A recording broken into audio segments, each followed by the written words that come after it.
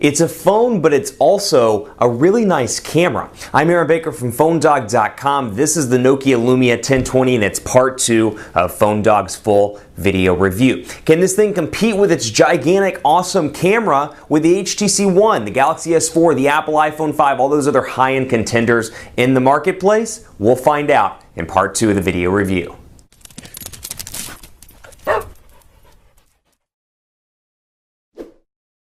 As we roll into part 2 of the Nokia Lumia 1020 full video review, I want to highlight something that everybody talks about as a negative to the platform when it comes to Windows Phone 8, and that is app support. You either have one of two scenarios in most cases on Windows Phone 8. Either one of three, I should say. One, you have the official application, Facebook, for example. Two, you have some sort of third-party alternative. For example, Instagram, or I can't remember what they renamed it, but Instagram to Instagram. Or you don't have it at all, as is in the case with some very popular applications. That said, it's something you got to keep in mind. The application market's growing, the platform is growing. It's something Microsoft's working incredibly hard on, and I hope to see this in 1 or 2 years get up to where iOS and Android are when it comes to apps, because apps are very important as part of an overall mobile ecosystem. That said, it frustrates me from time to time when that's listed as a negative, because yes, you do miss out on some of the applications, but still there are a lot of great value adds that Windows Phone 8 brings to the table. So like anything else, you're going to have to sit down and figure out what's most important to you. Yes, you lose out on some of the official applications, but you gain in a lot of really good areas, like the People Hub.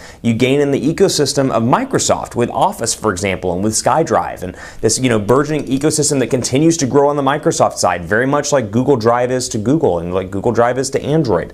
You're seeing that with the Microsoft ecosystem as well, maybe not as robust, but still you're seeing it, and you're seeing it grow incredibly fast. So you've got to decide what's important to you in this mobile world. It's no longer a case where you see a device and it's just noticeably better than every other device in the market. There are like 10 devices I'd carry right now in the market, and this being one of them, because you know what, it depends on what's most important to me at that particular time. Love that Office ecosystem. Love the integration with Microsoft products. I also enjoy how easy and clean Windows Phone 8 is. So we'll jump right into the review. Before I do that, special thanks to our partners at Best Buy Mobile for giving us devices like the Lumia 1020 for use in our One Paw Bandit giveaway game. We give it to you for free on the site at instantwin.phonedog.com. When you go into Best Buy Mobile, you'll walk out working. Look at your email, your web, your ProCam settings set up, so when you walk out the door, you're good to go, which is exactly what I'm going into right now. The Nokia ProCam. Now, there are a couple of different camera applications here out of the box, but when you pull this phone out for the first time and you click the camera button, it's going to default to the ProCam application. Now, there are some weird inconsistencies with the ProCam application as far as I'm concerned. One, by clicking here, I can see the most recent picture that I've taken. By clicking here, I can see all of my different pictures that I've taken, which that was not my best picture, clearly. I can scroll back and forth between those. I don't know why those two buttons are there. I don't know why you need to see your recent one but not anything else, and then the gallery is there. It's just very confusing, in my opinion. But you got your shortcuts up here. Another way to do it is by pulling the camera icon out here, and you can get all of your shortcuts. I find myself changing on a regular basis the zoom from auto to manual zoom. You can change around a bunch of different stuff. The white balance, the ISO. You can change around all kinds of features to make this camera and make the picture however you want it to be. So really, for a pro photographer or semi-pro photographer, this can be a great device.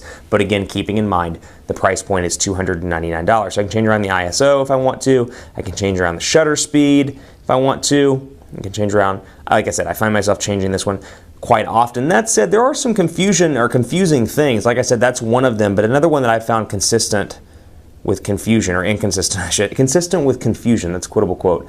You can see here 16:9 aspect ratio. It takes two pictures, one at 5 megapixels, one at 34 megapixels, so you can share one with your friends via mobile, and the other one will stay on the device, and you can pull it off via a USB cable. But when I switch to 4:3, it automatically changes to 5 megapixels and 38 instead of 34. So I think for a lot of people that aren't used to photography or novices when it comes to cameras, that's going to be something where they're like, what? Why do I have to change it to 4:3 to get the aspect ratio right, to get 35 or 38 megapixels as opposed to 34 megapixels? And then video shortcuts are over here as well. You've got all that different options. 1080p HD video recording capabilities over here, and you've got your framing grids as well if you want those. But a lot of different options, and I think that's what people like about this. This is not a basic camera by any stretch of the imagination, but what you can do is come down here into the lenses. You can either activate Nokia Smart Cam, and then you can activate one of your other lenses that you've either downloaded from the store, Nokia Cinematograph or Panorama being one of those, for example, or you can go back to the basic camera application if you want to. Basic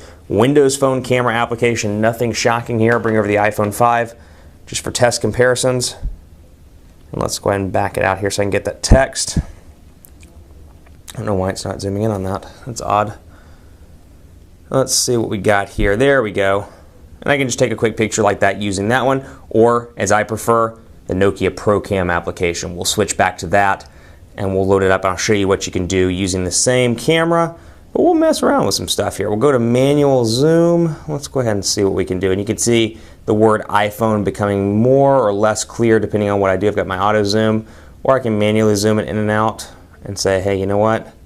Find it to be right there. And then I can take the picture and do that. Or I can mess around with shutters. For example, shutter speed. If you have a moving car or something like that, it's kind of fun to mess around with the shutter speed. Something to play with as well. So I can mess around with all these and see real time how they change. If it's a color-based difference, you can see the difference there, for example. Change all these in real time, or if I want to, I can keep them on auto and never mess with it. But at any rate, I think the Nokia ProCam application is the best out of the box, and that's what you're going to get when you press down on the camera. Now, if you ever want to change that, you can go into settings and go and change the default. Open it up to be Microsoft's camera application, for example, or whatever the case may be that you find most interesting. All I have to do is go to Applications and then go to Photos and Camera, and you can see, not safe, my bad, not safe search. Go down here to Photos and Camera, Nokia ProCam. I can either change it to Smart Cam or the built-in application with Windows Phone 8. So really cool to see, and Microsoft's been kind of adamant since the introduction of Windows Phone about not having heavy customizations. I mean, you don't see like you see with Android where two devices running Android 4.2 look dramatically different, but what I do like is Nokia is finally allowed to make this device their own. This is something that's distinctly different, for example, than an HTC Windows Phone device or a Samsung Windows Phone device. You got Nokia's ProCam application, and rightfully so, because Nokia staked so much on Windows Phone 8. So you've got some great applications like City Lens, Drive, Maps, and Transit. Now, like I said in part one, be sure to stay tuned because we're going to put this 41 megapixel camera to the test in subsequent dogfights and specific videos that are just around the camera itself. Look for pictures on the website this week and more. Really want to spend some time with this device because obviously the focus is the camera, the Windows Phone 8 aspect. We've seen devices very similar to this before by way of the Lumia 920 and other devices on the market. But again, talking a little bit about Windows Phone 8 today and about the 41 megapixel camera. So here Maps, here Drive. Love a turn-by-turn navigation solution, Windows Phone 8. Not the best in the world. I like here quite a bit. So we can go ahead and start, for example, and I can go into here. Now installing turn-by-turn voice-guided navigation. Go ahead and skip that. I can download my English voice, and this is doing it all for the first time out of the box. I actually reset this device not too long ago. So I can download Maps now. And as soon as I download, I can look for maps. So again, still kind of a fragmented solution here. It's not necessarily coming out of the box, or I should say it's not. We'll go to North and Central America, United States, and I can download. And what's cool about this is I can download these for offline use. So for example, I'm in an area where there's no wireless connectivity. I can download Texas, my state, connect to Wi-Fi when I want to, and I'll have the downloaded map of Texas that I can use wherever, even if I'm not on Wi-Fi, even if I'm out in the boonies, maybe I'm in hill country, wherever the case may be that I don't get service, don't have any Wi-Fi, I can take advantage of that, which I think is pretty cool. So overall, really pleased with the performance of this device. Talk about a couple of things here before we close out. Just messaging. You see my Amber Alert there. No real differences here. Same 4.5-inch display, same Windows Phone 8 keyboard. It's easy to type on, and I like the autocorrect capabilities. Quick Brown Fox. Happy that it is Monday. Quick Brown Fox likes to work. Quick Brown Fox is happy it's Monday, and you can come down here in typical Windows Phone 8 fashion and attach or speak. And this is actually pretty useful. Somebody on Twitter asked me to demo this, so I'm going to do this for you, Twitter person that asked me. I can speak and say whatever I want to say, and it will transcribe it. Very easy to use and great because I am a strong supporter of not texting or looking at my phone while driving. Much easier to come down here and talk like this instead of text messaging while driving.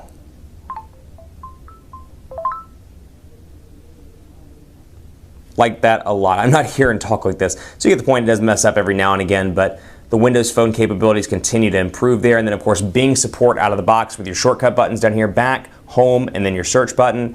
Bing wallpaper pops up, and I can come down here and either do local scout like you've seen before, which wouldn't load up in part one, or I can come over here if I want to and customize my wallpaper for my lock screen and make it a Bing wallpaper as well. So I can go down to, let's see, lock screen.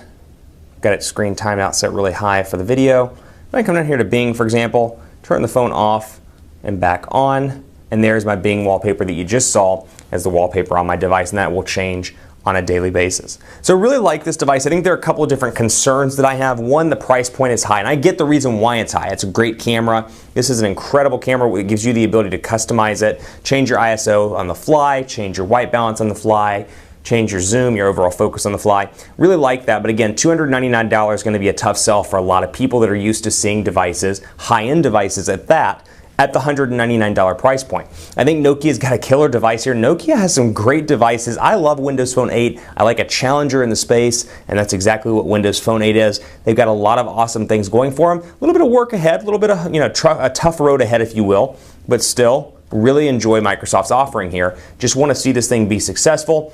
And I'm wondering if that carrier exclusive on AT&T combined with $299 price point is going to help with marketing. Perhaps it will. Perhaps they'll do a good job of marketing. The planogram will be good in the retail stores, or it could be a challenge from an overall adoption standpoint. Keep it locked on PhoneDog.com for more on the Lumia 1020. I'm on Twitter at PhoneDog_Aaron, Facebook, Facebook.com/HiAaronBaker, Google+, G+.to/PhoneDog. Thanks so much for watching, and as always, I'll see you next time.